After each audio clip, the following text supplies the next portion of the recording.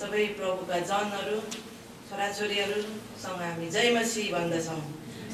हालेलुया। आउनुहोस् हामी सुरुको आजको सेवा सङ्गतिको निम्ति हामी प्रार्थना गरेर सुरु गरौँ। हालेलुया। परमेश्वर पिता, हामी तपाईँलाई यो समय धन्यवाद चढाउँदछौँ। तपाईँले हामीलाई हप्तौँभरि सुरक्षा साथ राख्नुभयो। हाम्रो यात्रामा, हाम्रो कामहरूमा, हामीले गर्ने प्रत्येक क्रियाकलापमा प्रभु तपाईँले हामीलाई अनुग्रह गर्नुभयो। धन्यवाद छ तपाईँको अनुग्रहको कारण आज हामी यसरी तपाईँको उपस्थितिमा, तपाईँको नाउँमा भेला हुन सकेका छौँ र सङ्गति गर्न सकेका छौँ। जसले आफ्नो घरबाट, आफ्नो स्थानबाट उहाँहरू पनि तपाईँको सामनेमा उपस्थित हुनुभएको छ। सबैजनालाई तपाईँले आशीर्वाद दिनुहोस्। हामी तपाईँलाई धन्यवाद दिन्छौँ। आजको हाम्रा आराधना सङ्गति, हाम्रो वचनको सङ्गति अनि सबै कुरामा तपाईँले अनुग्रह गर्नुहोस्।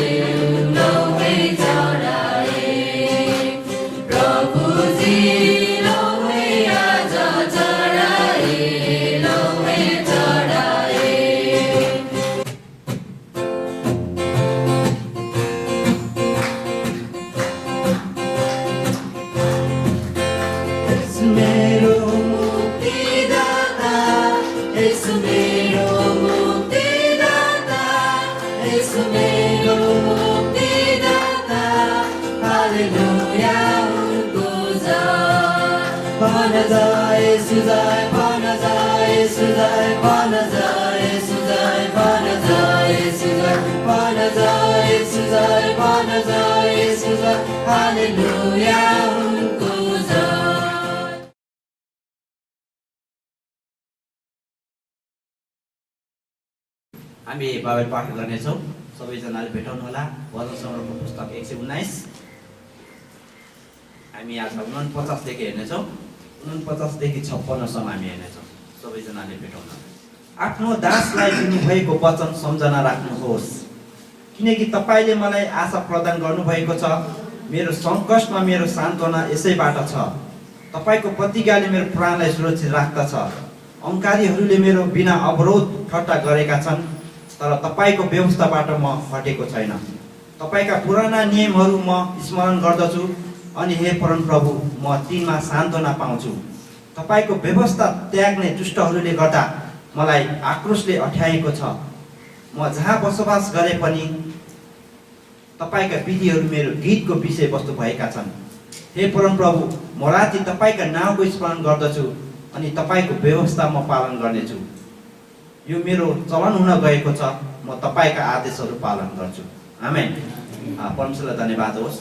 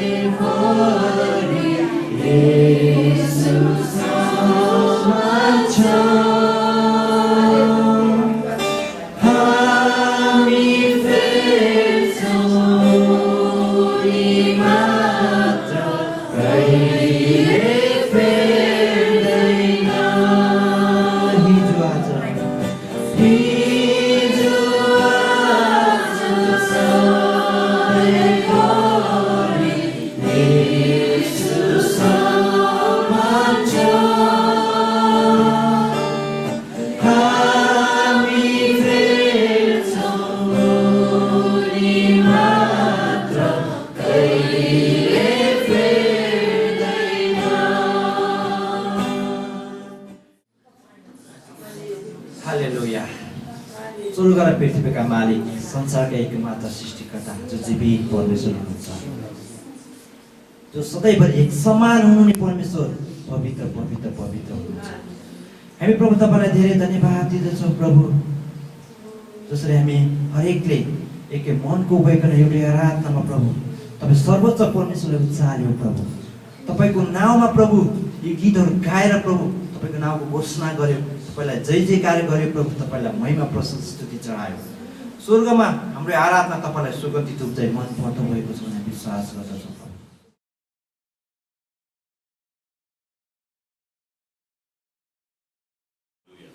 परमेश्वर पिता, हामी तपाईँलाई धन्यवाद दिँदछौँ, किनकि तपाईँ हाम्रो असल पिता हुनुहुँदछ। तपाईँ हाम्रो सृष्टिकर्ता परमेश्वर, हाम्रो प्रार्थनाको उत्तर दिनुहुने परमेश्वर, हामीलाई निको पार्नुहुने परमेश्वर, हामीलाई उद्धार गर्नुहुने परमेश्वर, हामीलाई नयाँ आशा र उमङ्ग दिनुहुने परमेश्वर तपाईँ मात्र हुनुहुन्छ।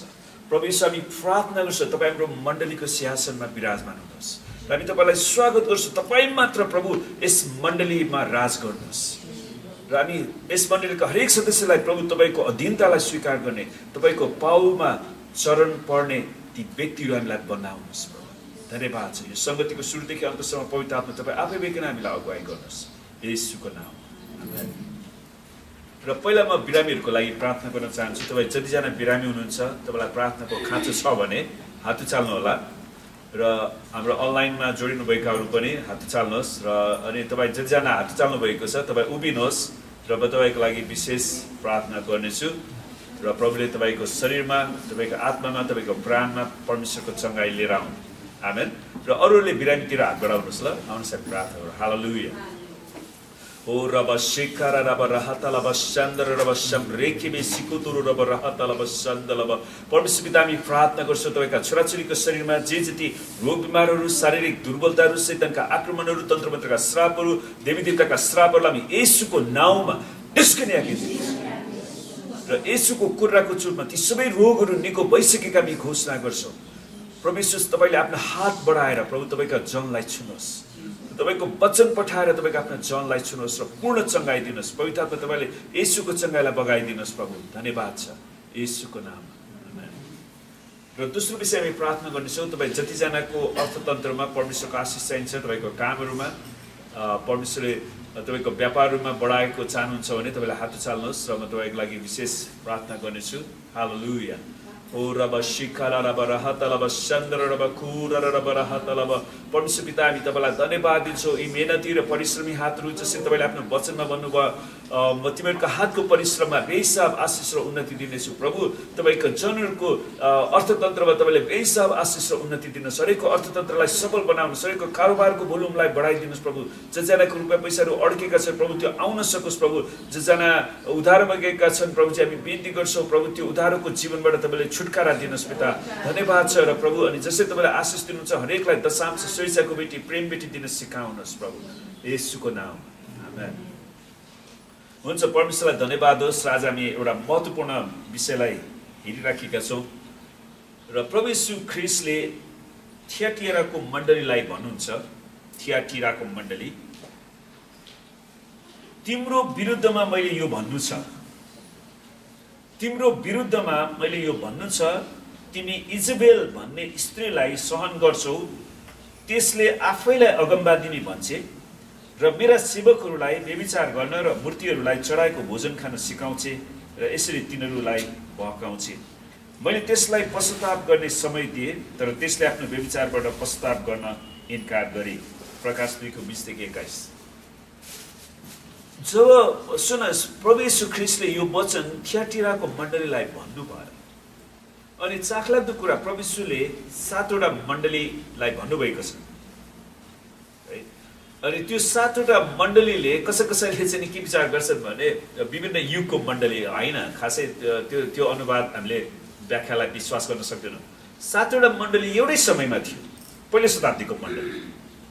अनि त्यो 7वटा मण्डलीको चरित्र सबै शताब्दीभरि नै रहेको छ अनि आज पनि छ।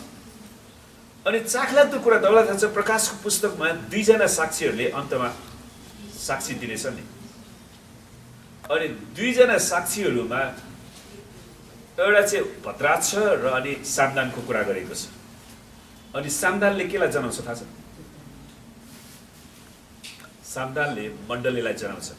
बाइबलले आफैले व्याख्या गरेको छ। तपाईँले प्रकाशको पुस्तकमा अध्ययन गर्नुभयो भने सामदानले मण्डलीलाई जनाउँछ। अनि विचार गर्नुहोस्, ती 7वटा मण्डली भए तापनि प्रभु यीशु ख्रीष्टले 2वटा मण्डलीलाई मात्र प्रशंसा गर्नुभयो, 5वटा मण्डलीलाई हप्काउनु भयो। किनकि 5वटा मण्डलीमा शैतानका दूतहरूले सक्रिय भएर काम गरिराखेका थिए। अनि आज हाम्रो जीवनमा, हाम्रो मण्डलीमा हामीले इजबेललाई काम गर्न दिइराखेका छौँ कि छैनौँ त? यो चुनौतीको कुरा। त्यसैले सुनोस्, हामी आउने समयमा अरू महत्त्वपूर्ण पाठहरूलाई हेर्दैछौँ र हामीले समयको इतिहासलाई, अगमवाणीको इतिहासलाई पनि हेर्दैछौँ। ती सबै कुरालाई अध्ययन गर्दाखेरि मलाई आफैलाई डर लागिरहेछ। हामी एकदमै एकदमै नजिक अन्तिम समयमा छौँ। प्रभु येशूको दोस्रो आगमनमा ती मण्डलीहरू जसले परमेश्वरलाई आराधना गरेका थिए तिनीहरूमाथि लगिनेछ। त प्रभु येशूलाई विश्वास नगर्ने मण्डलीहरू नरकमा जानेछ। किनकि कसैले मण्डली खोल्दैमा त्यो केही हुनेवाला होइन क्या। त्यहाँ येशू ख्रीष्टले राज गर्नुभएको छ कि छैन, अनि हामीहरूको जीवनमा हामीले कसलाई राज गर्न दिइराखेका छौँ। थिएटरमा मण्डली त भयो नि, तर प्रभु येशूले त्यो मण्डलीलाई हेर्दाखेरि के भन्नुभयो? तिम्रो विरुद्धमा मलाई यो भन्नु छ। त हामीले मान्छेलाई छल्न सक्छौँ, तर प्रभु येशूको आँखालाई छल्न सक्दैन। आमेन। त्यसैले आजको महत्त्वपूर्ण विषय छ, हामी इजबेलको आत्माको विरुद्ध लडौँ है। Let's fight against the Jezebel spirit. हामी आफैमा शैतानले ल्याउने त्यो आत्मालाई पनि हामी डाँटौँ र हामी अरूको जीवनमा पनि आउने आत्मालाई डाँटौँ। हामीले पहिला इजबेलको आत्मालाई पत्ता लगाउने विषयमा हेरेका थियौँ, तर आज हामी लडन्तको बारेमा हेर्दैछौँ। अनि हामी यो इजबेल को थिए त इतिहासमा, र यसले हजारौँ वर्षपछि पनि ख्रीष्टको मण्डलीमा ख्रीष्टको जनहरूको बीचमा यसले काम गरिराखेको छ। त्यसलाई हामी ऐतिहासिक रूपमा पहिला हेर्नेछौँ। बाइबलमा बताएको यो इजबेल स्त्री को थिइन् त? कसैले अध्ययन गर्नुभएको छ पुरानो करारमा? इजबेल एउटा महारानी थिइन् भन्ने कुरा थाहा छ कसैलाई?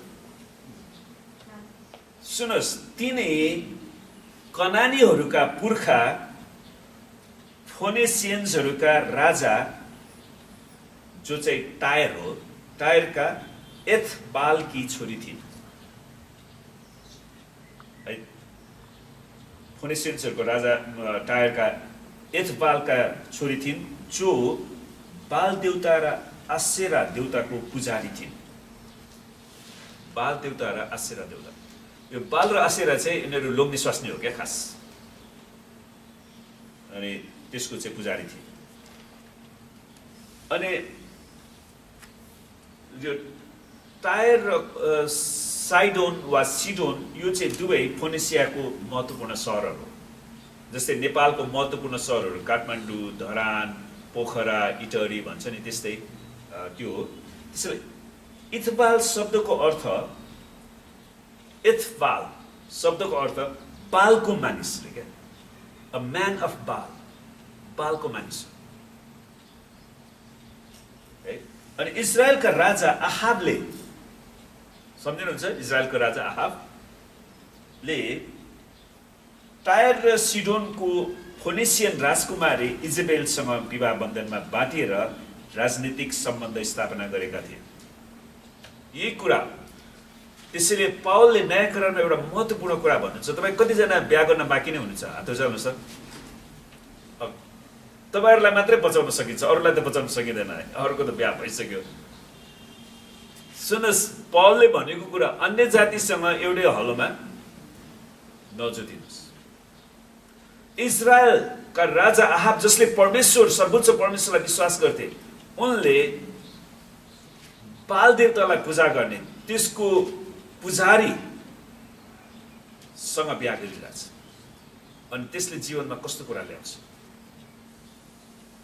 संसारको मान्छेले, तपाईँले संसारको धन सम्पत्तिलाई, धन दौलतलाई हात पारे तापनि आफ्नो प्राणलाई गुमाउनु भने के लाभ भएन? मलाई अस्ति एकजना बहिनीले भन्नुभयो, सिरामङ्गलमा एकजना बहिनीले एकदमै मेहनत गरेर, कति मेहनत गरेर बल्ल बल्ल एउटा घर बनाउनु भयो अरे क्या। अनि के भयो थाहा छ? घर बनाएपछि उहाँ फ्याट्ट के रोग लाग्यो, मर्नु भयो। अब त्यत्रो दुःख गरेर घरै बनाउनको लागि मात्रै भनेर आफ्नो जीवन दान दिनुभयो, अन्त्यमा उहाँ घरको के अरे उपभोग नगरिकनै मर्नु भयो। अनि त्योभन्दा पनि सबैभन्दा ठुलो कुरा, हामीले परमेश्वरले दिनुभएको मुक्तिलाई गुमायौँ भने हामी कहाँ जान्छौँ? अनि यो आहाब राजा एकदमै फसे है। उनले राजनीतिक सम्बन्ध कायम राख्छन् अनि यस्तो वैवाहिक सम्बन्धद्वारा नि, यो पहिलेदेखि नै चलन थियो। तिनी पनि, अनि यो राजकुमारी जिजेबेल पनि आफ्ना पिता एथबाल जस्तै बाल देवताको परम भक्त थिए अनि बाल देवता एकदमै भक्त थिए। अनि यो बाल देवता चाहिँ के हो थाहा छ? प्रजनन क्षमताको देवता रे, अ गॉड अफ फर्टिलिटी भन्छ। का परम भक्त थिए। तिनले आफ्नो कमजोर पति राजा आहाबलाई इजरायलमा बाल देवताको मूर्ति पूजा र धर्मकर्म फैलाउनको निम्ति मनाउन सफल भए। मनाउनलाई पनि सफल भए। उनले राजा आहाबको हृदयलाई परिवर्तन गर्नलाई सफल। त्यसैले हामीले गलत व्यक्तिसँग सम्बन्ध राख्यौँ भने हामी उसको कुरामा फस्न सक्छौँ। तर कतिले उनीहरू नै बहकेर गयो भने चाहिँ अनि बिग्रियो। उनीहरूले ख्रिस्टमा एकदमै स्ट्रङ भएर बस्यो भने, मलाई थाहा छ हाम्रो चर्चमा कतिजना दिदीबहिनीहरूले उनीहरूले लास्टमा अक्रिस्चियन केटाहरू भेटाए अनि उनीहरूले एउटा कुरा राखे प्रस्ताव, यदि मसँग बिहा गर्ने हो भने तिमीले प्रभुलाई विश्वास गर्नुपर्छ, होइन भने हामी आफ्नो बाटो लाग्दैछौँ। अनि कतिजना चाहिँ उनीहरू प्रभुमा आए अनि उनीहरू राम्रो पनि भइरहेको छ, उनीहरू परमेश्वरलाई विश्वास गरिराखेका छन्, दशांश दिइराखेका छन्। यो एकदमै महत्त्वपूर्ण कुरा। इजरायलका परमप्रभु यावे परमेश्वरलाई तिरस्कार गरेर बाल र आसेरा देवताहरूलाई इजरायलमा स्थापना गरिन्। तिनले परमेश्वरलाई इन्कार गरेर बाल र आसेरा देवताहरूलाई स्थापना गरे। मैले प्रत्येक दिन प्रार्थना गर्छु, प्रभु तपाईँको महिमा यस मण्डलीमा खन्याउनुहोस्, त्यसको लागि हामी तयार हुनुपर्छ। आमेन। तर शैतानले अगाडि नै गएर कब्जामा खोज्न चाहन्छ, जसरी इजरायललाई त्यसले पहिल्यै कब्जा गर्छ। उसले बाल र आसेराको देवताहरूलाई इजरायलमा स्थापना गरिन्।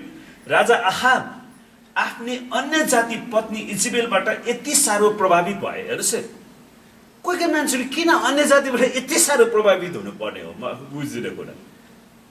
कि उनले बाल देवताको सेवा गरेर त्यसलाई पुज्न लागि, ऊ आफै पनि बाल देवताको भक्त बन्न लागि। सामरियामा तिनले बनाएको बालको मन्दिरमा, सामरियामा बालको मन्दिर समेत उनले बनाए। बालको निम्ति एउटा वेदी बनाए। आहाबले असेरा देवीको मूर्ति पनि खडा गर्छन् र तिनले आफ्नो अघिका इजरायलका सबै राजाहरू भन्दा बढी परमप्रभु इजरायलका परमेश्वरलाई रिस उठाउने काम गरे। पहिलो राजा 16:31-33 परमेश्वरलाई रिस उठाउने काम गरे। हेर्नुहोस् प्रियहरू, हामीले निरन्तर यो इजेबेलको आत्माले अहिलेसम्म पनि काम गरिराखेको छ। जतिखेर त्यतिखेर आहाबको जीवनमा इजरायलमा शक्तिशाली रूपमा त्यसले काम गर्न सफल भएको थियो। इजेबेलले आहाबको राजदरबारमा मूर्ति पूजा यति भव्यताका साथ स्थापना गरेका थिए कि, सुन्नुहोस् यो एकदमै महत्त्वपूर्ण इन्फर्मेसन छ। त्यसले यति भव्यताका साथ स्थापना गरेका थिए कि इजेबेलको टेबलमा बाल देवताका 450 अगमवक्ताहरू 450 अगमवक्ताहरू इजेबेलको टेबलमा खान्थे। कति ठुलो डाइनिङ हल थियो होला, विशाल डाइनिङ हल थियो, जसले इजेबेलको टेबलमा 450 जना बालका अगमवक्ताहरू उनीहरू भोजन खान्थे। भन्छ इजेबेलले त ठुलो बाल देवताको जागृति नै लिएर आएछ नि। परमप्रभु परमेश्वरलाई त्यागेर, जो परमेश्वरले उनीहरूलाई मिश्र देशको दासत्वबाट 430 वर्षपछि है त्यहाँको दासत्वबाट छुटकारा दिएर परमेश्वरको राज्यमा ल्याउनुहुन्छ अनि फेरि त्यहाँबाट बहकाउने काम छ।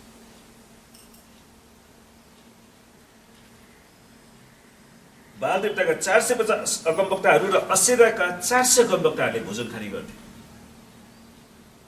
950 जना, झन्डै 1000 जना मान्छेलाई उसले भात खुवाइरहेको थियो। कहाँबाट थाहा छ? राजकोषबाट। उनी त महारानी हो नि त, सबै ट्याक्स त उनीहरूले लिन्छ नि। पहिलो राजा 18:19। यसरी इजबेलले इजरायलमा झुटा देवी देवताहरूको आराधनालाई प्रचार प्रसार गरी फैलाए। जुन कुरा पहिलो राजा 16:31-33 पाउन सक्छौँ। परमेश्वरको अगमवक्ताहरूलाई दुःख दिएर हत्या गरे त्यसले। अनि जो परमेश्वरको दास छ उसको विरुद्धमा चाहिँ उसले पछाडि छुरा हान्ने काम गरे, उनीहरूलाई हत्या गरे। परमेश्वरको दासहरूलाई हत्या गरे। मूर्ति पूजालाई उसले स्थापना गर्छ अनि परमेश्वरको जनको विरोध गर्छ।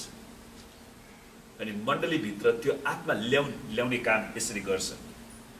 अर्को कुरा हेर्नुहोस्, निर्दोष मानिस नाबोतलाई झुटो आरोप लगाएर हत्या गरे। नाबोतको बारेमा पछि हामी दिन्छौँ, पहिलो राजा 21। त्यसैले यो तीन कामहरू तिनले गर्छन् है। झुटा देवदेवताको आराधनालाई प्रचार प्रसार गर्छन्, परमेश्वरको अगमवक्तालाई दुःख दिएर तिनीहरूको हत्या गर्छन्, अनि निर्दोष मानिस नाबोतलाई झुटो आरोप लगाएर हत्या गराउनलाई सफल भयो। त अहाब राजाको समय करिब 874 देखि 852 BC, अब BC घट्दै जान्छ है, 874 बाट 852 BC। उसको समयमा विदेशी पत्नीहरूको निम्ति पूजा गर्ने मन्दिर बनाउनु सामान्य कुरा थियो। त्यो राजाहरूले विदेशीबाट पत्नी लिएर आएपछि त्यो देशको पत्नीले जुन देवी देवताहरू ल्याउँथ्यो नि उसको लागि छुट्टै मन्दिर बनाउने चलन चाहिँ त्यो सामान्य चलन थियो अरे। यही कारण रानी इजेबेलले समारियामा बालको मन्दिर स्थापना गर्न माग गरे। उनले माग गरे, तिनी फोनिसियन रानी भएको कारण र तिनका पिता बाल आश्चर्यका पुजारी पनि भएको कारण सामान्य यहुदी नियम वा चलनभन्दा फरक आत्मिक कुरामा तिनी सक्रिय थिए। तिनी चाहिँ तन्त्र विद्यामा सक्रिय थिए। अहाबको शासनकालमा इजरायलमा बाललाई पुज्ने कि परमप्रभुलाई पुज्ने भन्ने कुरामा मानिसहरू विभाजित भएका थिए। अब कसलाई पुज्ने?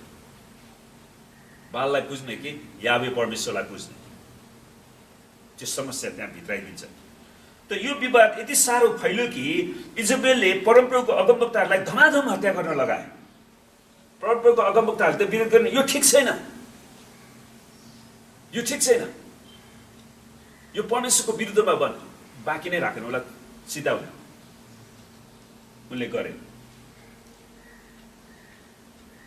तर उनले बाल र आश्चर्यका करिब 850 अगमवक्ता है लाई राजकीय संरक्षण दिएर आफ्नै टेबलमा खाना खुवाउन सुरु गरे। अनि उसले यस प्रकारले इजरायलीहरूलाई धम्की, त्यसैले उसले धेरै बाल र आश्चर्यको अगमवक्ताहरूलाई धेरै बटुले। अब विचार गर्नु न, 850 अगमवक्ता हुने त धेरै बढी, त्यो ऊ पनि त हुने, के अरे उसको सुरक्षा पनि त हुने। तर राजा अहाबको राजमहलको जिम्मावाल ओबदिया, परमेश्वरलाई धन्यवाद होस्, तिनीहरूको माझ पनि एकजना परमेश्वरको दास ओबदिया थिए, जो परमप्रभुका एक भक्त विश्वासी भएको कारण उसले परमप्रभुका 100 जना अगमवक्ताहरूलाई अन्न पानी दिएर 50-50 गरी 2 ओडारमा लुकाएर राखेका थिए। किनकि अब महारानी यति साह्रो शक्तिशाली भइन् कि उसँग 850 जना अगमवक्ता पनि छ, उनीहरूले गएर काट्ने त हुने। परमेश्वरको अगमवक्ताहरूलाई त गएर अब धमाधम उनीहरूले हत्या गर्न सुरु गरे। अनि त्यसैले तिनीहरूको बीचमा जस राजा अहाब को राजमहलको जिम्मेवार चाहिँ परमेश्वरका जन थिए, परमेश्वरको डर राख्थे ओबदिया। अनि उसले 100 जना अगमवक्तालाई चाहिँ ओडारमा लुकाएर उसले अन्न पानी चाहिँ जुटाइदिए उनीहरूलाई। अनि उनीहरूले कति प्रार्थना गर्यो होला, कति रोयो होला, कति प्रस्ताव गर्यो होला, विचार गर्नुहोस्। ओडारमा पहिलो राजा 18:3 देखि 4। त अगमवक्ता एलियाले राजा अहाबलाई साँचो परमेश्वर को हुनुहुन्छ भन्ने विषयमा चुनौती दिन्छन्। त्यो यस्तै बेलामा अगमवक्ताहरूले परमेश्वरको वचनमा अडिग रहनु चाहिँ सबैभन्दा महत्त्वपूर्ण कुरा। त्यसैले पास्टरहरूले खुकुरीको धारमा टेकेर पनि प्रचार गर्नुपर्ने हुन्छ क्या, किनभने मान्छेलाई मन पर्दैन नि त।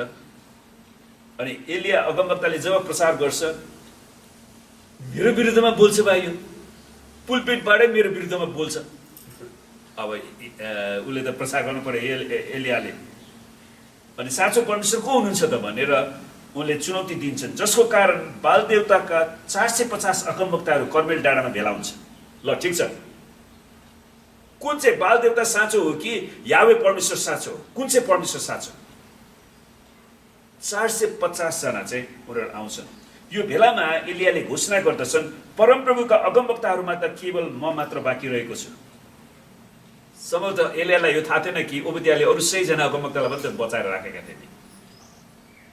त्यसको मतलब अगमवक्ताहरूको बिचमा पनि अब सबै भाग्नु परेपछि, लुक्नु परेपछि एक्लै एक्लै भयो क्या। तर कमसेकम ती 100 जनाहरू चाहिँ एकै ठाउँमा बसे। ओबदियाले दिए। अब एलिया चाहिँ बिचरा भागेर, हुन त परमेश्वरलाई धन्यवाद होस्, एलियालाई परमेश्वरको आत्माले पनि लुकाउनुहुन्थ्यो। उनी त्यही भए तापनि तिनीहरूले देख्दैन थियो क्या, परमेश्वरले त्यति सहायता गर्नुहुन्थ्यो। किनकि परमप्रभुका अरू धेरै अगमवक्ताहरूलाई इजेबेलले हत्या गर्न लगाएको थियो, धेरैजनाको हत्या भइसकेको थियो। किनकि हाम्रो बाल देवतालाई इजरायलमा फैलिन नदिनको लागि मुख्य बाधक नै उनीहरूले कसलाई देखे त? अगमवक्ताहरूलाई देखे। त्यही कुरा मण्डलीमा पनि दोहोरिराखेको छ। त्यसैले कुनै पनि व्यक्तिले पास्टरहरूको विरुद्धमा प्रचार गर्दाखेरि बोल्दाखेरि तपाईँ होसियार गर्नुपर्छ। परमेश्वरले त्यसको बदला पनि लिनुहुन्छ आफ्नो समयमा।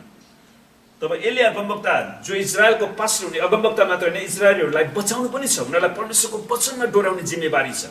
परमेश्वरले आफ्नो आत्मा उनलाई दिनुभएको छ, परमेश्वरले आफ्नो वचन दिनुभएको छ। अब कसरी इजरायलीहरूलाई त्यो बालदेवताको त्यो इजबेलको श्रापबाट चाहिँ छुटकारा दिएर परमेश्वरको वचनमा डोराउने, कति चुनौतीपूर्ण कुरा थियो।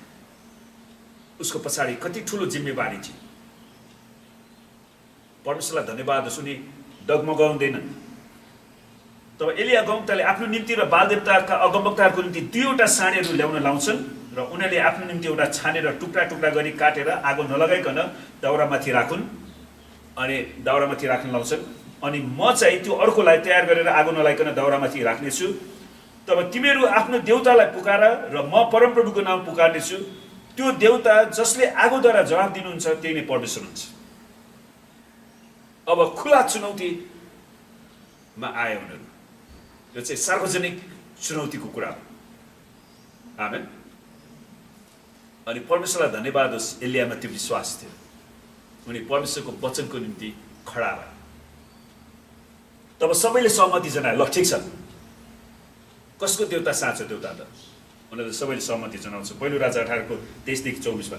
तब बालदेवताका अगमवक्ताहरूले बिहानदेखि मध्याह्नसम्म यसो भनेर पुकारे। उनीहरूले वेदी बनाउँछन्, उनीहरूको साँढेलाई त्यहाँ बलिदान गर्छन्, अनि उनीहरूले भन्छ, हे बाल हामीलाई जवाब दिनुहोस्, हे बाल हामीलाई जवाब दिनुहोस्, हे बाल हामीलाई जवाब दिनुहोस्। तर केही प्रत्युत्तर आएन। अनि आफूहरूले बनाएको वेदीको वरिपरि उनीहरू खुब उफ्रदै नाचे है। अनि त्यसपछि मध्यदिनमा एलियाले भने, अझ जोरसित कराऊ, अझ जोरसित कराऊ, निश्चय नै त्यो त देवता। सायद ऊ घोर ध्यानमा मग्न होला। बालदेवता एकदमै ध्यान गरेर उसको निन्द्रालाई बिउजाऊ है। सायद ऊ यात्रामा गएको होला, सायद ऊ सुतिरहेको होला र उसलाई उठाउनु पर्छ, उठाऊ कराऊ। हेर्नुहोस् उनीहरूले गरे। यसैले उनीहरू अझै जोरसित कराए र उनीहरूको दस्तुर अनुसार तरबार र भालाले रगत नबगुन्जेल आफैलाई चोट पारे। उनीहरूले आफैलाई पनि चोट पारे। यो पनि तन्त्र विद्या हो। सुन्नुहोस्, यो कुरा मैले कहिले थाहा पाएँ भने नेपालगञ्जमा एकजना मुसलमान दाइले राति राति मसान घाटमा भूतात्मालाई त्यो गर्न जाँदो रहेछ क्या। अनि उनीहरूले एउटा कुखुरा वा के न के लानुपर्छ। अनि इनकेस त्यो आत्मा निस्क्यो भने त्यसलाई बलि चढाउनलाई केही पनि भएन भने चाहिँ आफ्नै हात पनि काट्नुपर्छ अरे। उसले के न के रगतको त्यो बलि दिनुपर्छ। अनि यहाँनिर उनीहरूले त्यही गरे। अब केही पनि भएन, हुन त त्यत्रो साँढे त बलिदानै चढायो। त्यसले पनि गरेर उनीहरूले आफैलाई पनि काट्न सुरु गरे। अब आफैलाई चोट पार्न सुरु गरे। जुन कुरा हामी पहिलो राजा 18 को 26 देखि 28 मा। जब एलिया अगमवक्ताको पालो आयो, अब ल पुग्यो, तिमीहरूको देवताले उत्तर दिएन। अब 3 घण्टा, झन्डै 6 घण्टा होला, बिहान 6 बजेदेखि 12 बजीसम्म तिनले परमप्रभुको भत्केको वेदीलाई मर्मत गरे। अनि त्यहाँ परमप्रभुको वेदी पनि थियो, त्यसलाई उनले मर्मत गर्छन्। अनि याकुबबाट आएको एक कुलको निम्ति तिनले 12वटा ढुङ्गा लिए र त्यसबाट परमप्रभुको नाउँमा एउटा वेदी बनाए। उनले 12 कुललाई समावेश गर्छन्, किनकि 12 कुलको लागि उनले प्रार्थना गर्दैछन् त। उनीहरूको 12 कुलको पापको क्षमाको लागि बलिदान चढाउँदैछन्। त्यस वेदीको वरिपरि 15 लिटर जति बिउ जाने ठुलो खाडल गर्ने। 15 लिटर, धेरै पानी हो 15 लिटर। ठुलो खाडल खने। तिनले दाउरा मिलाएर त्यस साँढेलाई टुक्रा टुक्रा गरेर काटेर दाउरामाथि राखे। एलिया अगमवक्ताले तिनीहरूलाई 3 चोटिसम्म 4 गाग्रा पानी भरेर यो बलिदान र दाउरामाथि खनाउन लगाए। कसै एलियाले फेरि जादुको गर्ने हो कि भनेर तिमीहरूले नै हाल भनेर त्यो 450 अगमवक्ताहरूलाई नै त्यहाँ पानी प्रशस्त पानी हाल्न लगाए, पुरै भिजाइदियो। अनि त्यो पानी वेदीको चारैतिर पोखेर खाडल पनि भरियो। तब एलियाले प्रार्थना गरे। त्यसपछि एलियाको प्रार्थना गर्ने पाला आयो। हे परमप्रभु अब्राहम, इसाक र इजरायलका परमेश्वर, इजरायलमा तपाईँ परमेश्वर हुनुहुन्छ र म चाहिँ तपाईँको दास हुँ र यी सबै काम तपाईँको आज्ञा अनुसार मैले गरेको छु भने आज थाहा होस्। यसको मतलब के त? एलियाले आफ्नै खुसीमा गरेको होइन रहेछ। परमेश्वरको आत्माले उसलाई यो प्रेरणा दिनुभएको रहेछ। मलाई जवाब दिनुहोस् र यी मानिसहरूले जानुन् कि तपाईँ परमप्रभु नै परमेश्वर हुनुहुन्छ र तपाईँले नै तिनीहरूका मन फर्काउँदै हुनुहुन्छ। सुन्नुहोस्, यो चाहिँ महत्त्वपूर्ण कुरा। मैले धेरै पास्टर अगुवाहरूमा यही कुराको कमजोरी भेटाएको छु। कुनै एउटा राम्रो काम, कुनै असल काम गरेपछि ती अगुवाहरूले आफैलाई उचाल्ने गर्यो। उनीहरू परमेश्वर भन्दा पनि माथि। तर एलिया अगमवक्ताले के गर्छन्? मानिसहरूले जानुन् कि तपाईँ परमप्रभु नै परमेश्वर हुनुहुन्छ र तपाईँले नै तिनीहरूको मन फर्काउँदै हुनुहुन्छ। तपाईँ नै परमेश्वर हुनुहुन्छ। हाम्रो हरेक कुराले परमेश्वरलाई उचाल्नु पर्ने। अनि एलियाले त्यो कुरालाई स्पष्ट पार्छन्, जुन कुरा हामी पहिलो राजा 18:36 देखि 37 मा।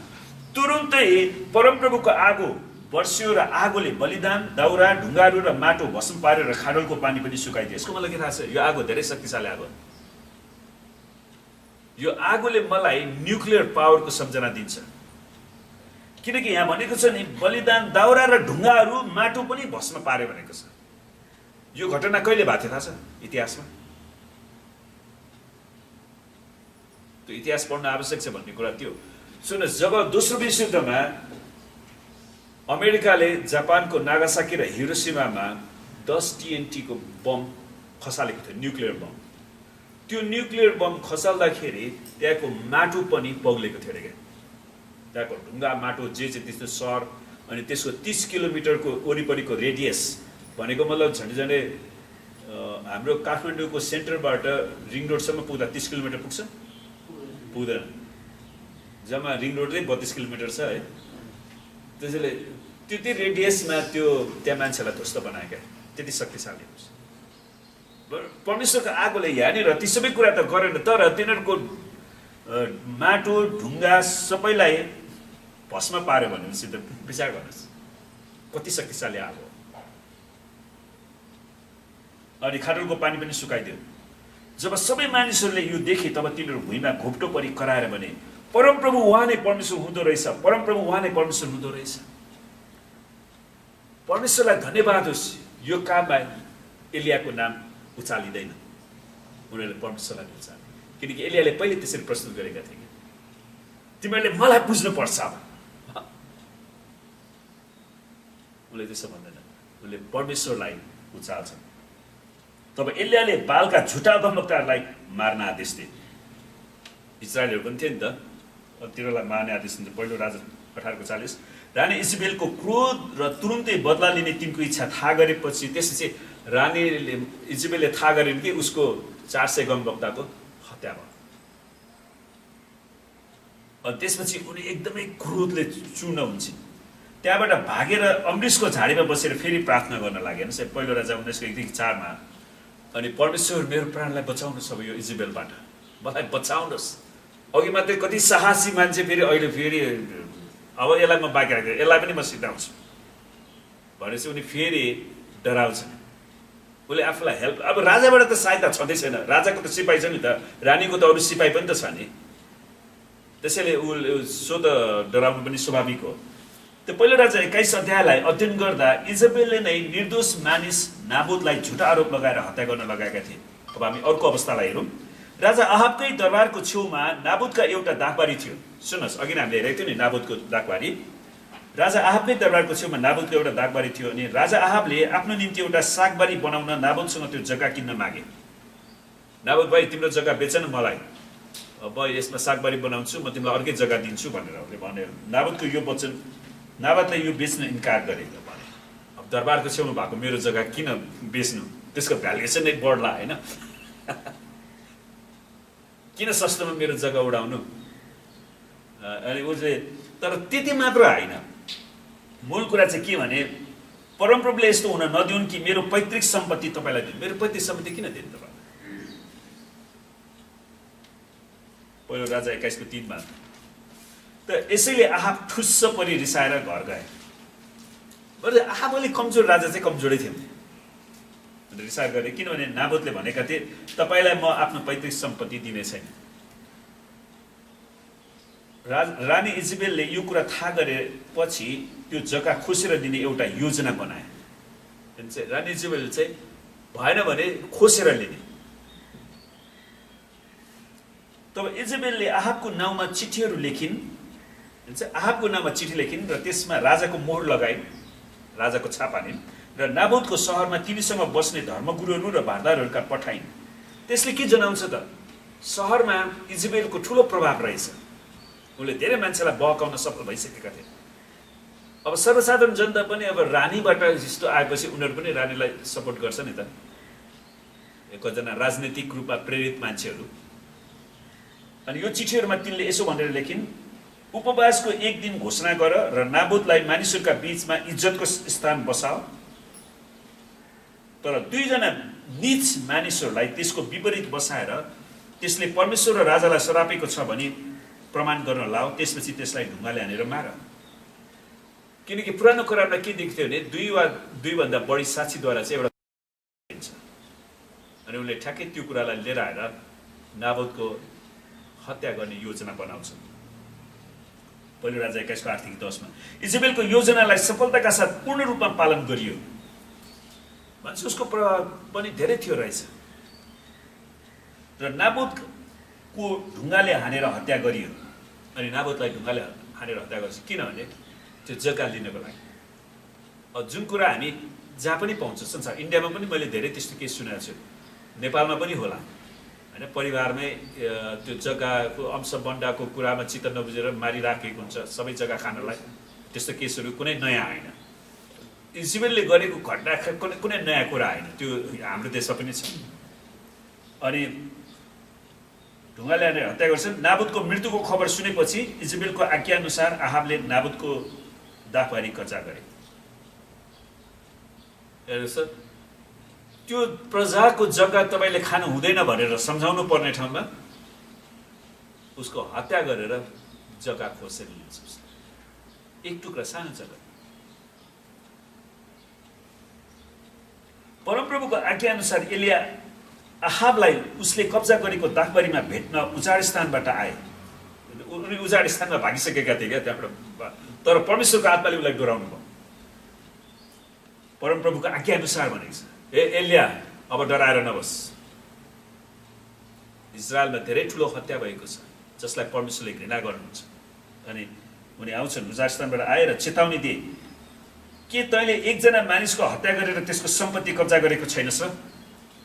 एलियाले थाहै मान्छ, उनी एकदमै स्पष्ट प्रखर वक्ता थिए। के तैँले एकजना मानिसको हत्या गरेर त्यसको सम्पत्ति कब्जा गरेको छैनस् र? नाबोतको रगत कुकुरहरूले चाटेकै ठाउँमा तेरो रगत पनि कुकुरहरूले चाट्नेछ। अब के राजा भन्ने त्यस्तो? आफ्नै जनतालाई हत्या गरेर उसको सम्पत्ति लुट्छ भने त्यो राजा भयो? त्यो त चोर भयो। जब चोर डाका नै राजाको पदमा गयो भने के हुन्छ? देशले कसरी न्याय पाउँछ?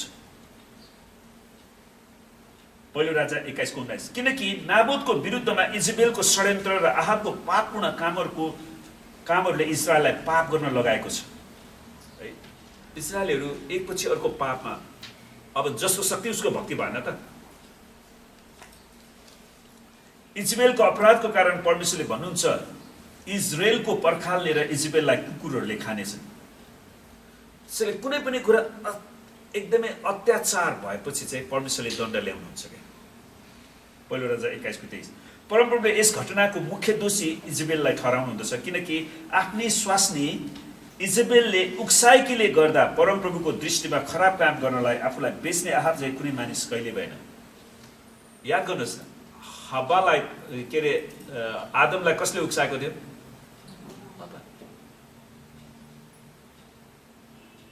त्यसैले पति पत्नी एकदमै महत्त्वपूर्ण कुरा। पत्नीहरू प्रभुमा एकदमै गम्भीर भयो भने उनीहरूले आफ्नो पतिलाई परमेश्वरको कुरामा उक्साउन सक्छ, डराउन सक्छ। आमेन। त्यहाँनिर हामी त्यो देख्छौँ।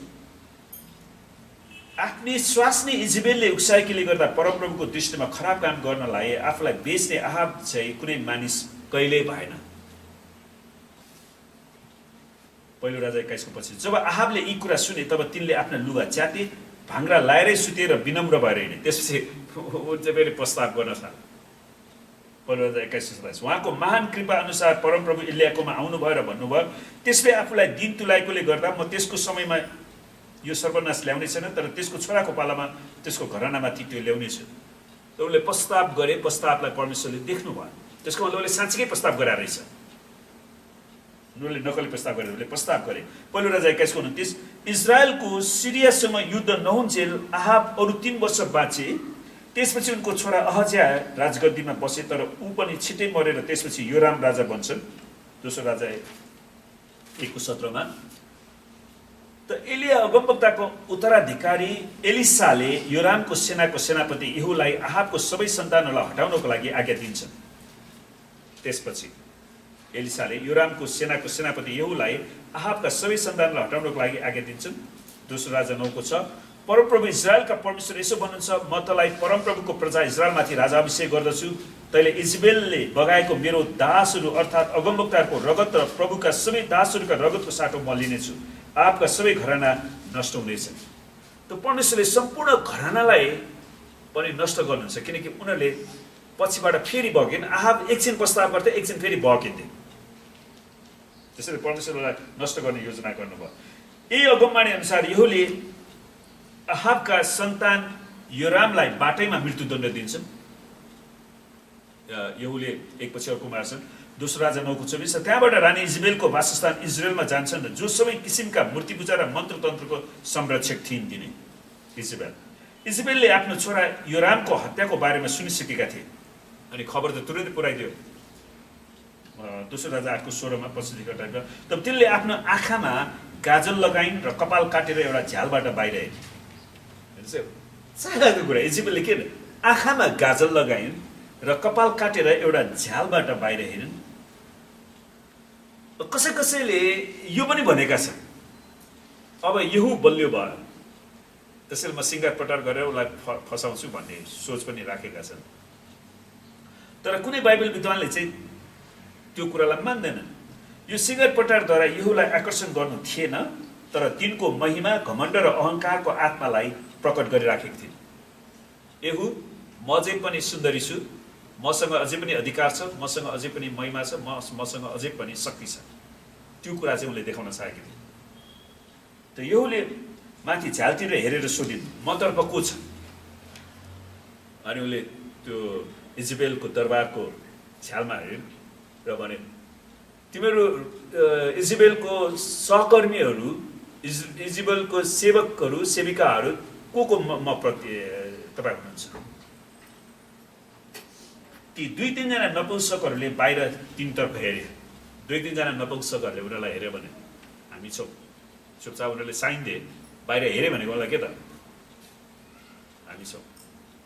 तिनले भने, त्यसपछि यहूले भन्छ त्यसलाई तल फ्याँकिदेऊ।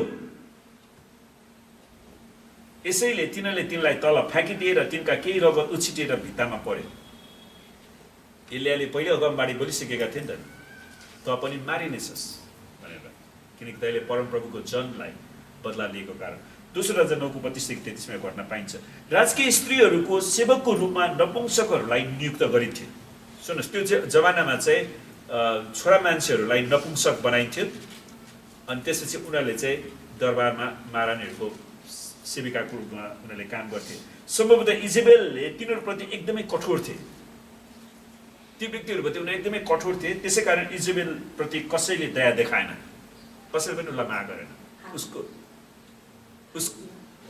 उसको व्यवहार चाहिँ तिनीहरूप्रति एकदमै भएको कारणले उनीहरूले पनि सायद मौका हेरिरहेको थियो क्या, कसैले हामीलाई के गर्यो भने हामी यसलाई सिधाइदिन्छ अब है।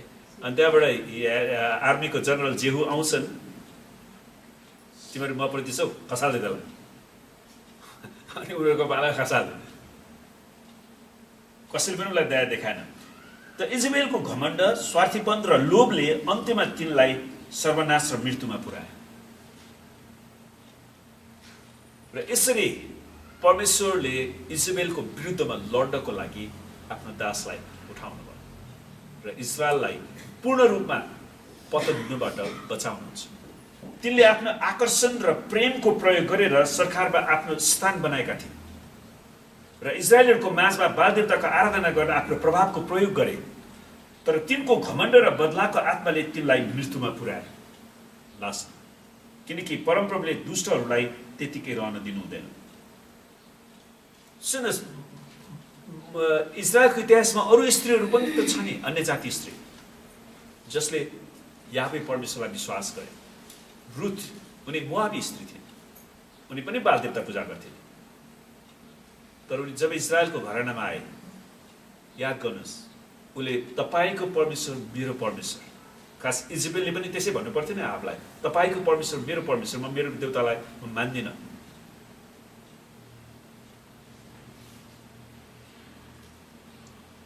किनकि परमप्रभुले दुष्टहरूलाई त्यतिकै रहन दिनु हुँदैन। जसरी परमेश्वरले भन्नुभयो झुटा गमवक्ताहरूलाई तिनीहरूको फलबाटै चिनिन्छ, कि काँडाको बोटबाट अङ्गुर अथवा सिउनीबाट अन्जिर टिपिन्छ र? त्यसै गरी असल रुखले असल फल फलाउँछ, तर खराब रुखले खराब फल फलाउँछ। त असल फल नफलाउने हरेक रुख काटी ढालिन्छ र आगोमा फालिन्छ। त्यसैले आज यो मण्डलीको लागि चेतावनी हो। विचार गर्नुहोस्, यो वचन कसको लागि आएको थियो? थिएटिराको मण्डलीको लागि। उनीहरूले इजेबेलको आत्मालाई स्थान दिइराखेका थिए। इजेबेल सडेको जरा र हाँगा थिइन्, त्यसै कारण तिनीसँग सम्बन्धित हरेक कुरा अशुद्ध बने। दुष्टले जे कुरा रोप्दछ त्यसैको कटनी पनि गर्दछ। प्रियहरू, इजेबेलको आत्मालाई हाम्रो जीवनबाट हामी इन्कार गरौँ। आमेन। ओबदिया विचार गर्नुहोस्, अनि एलिया गमवक्ता, एलिसा गमवक्ता, जोहरूले इजरायलमा धेरै ठुलो सेवाकाई गरे। अनि आज पहिलो कुरा हाम्रो आफ्नै जीवनबाट इजेबेलको आत्मालाई हटाउनु पर्यो। दोस्रो कुरा हाम्रो अरूको जीवनबाट पनि हटाउनु पर्यो र उनीहरूलाई ख्रिस्टमा परमेश्वरमा डोराइराख्नु पर्यो। र परमेश्वरले दिनुभएको नम्रताको जीवनमा हामी हेरौँ। आमेन। र आउनुहोस् हामी प्रार्थना गरौँ। हालेलुया। ओ रब शिखाला रब रहतलब। सबैले परमेश्वरलाई धन्यवाद दिनुहोस् आजको वचनको लागि। अनि निर्णय बनाउनुहोस्, र प्रभु मेरो जीवनमा म इजेबेलको आत्मालाई रहन दिन्न, र हाम्रो मण्डलीमा पनि हामी रहन दिँदैनौँ। हालेलुया। ई रब शिखा रब रहतलब शत्र रब। हालेलुया।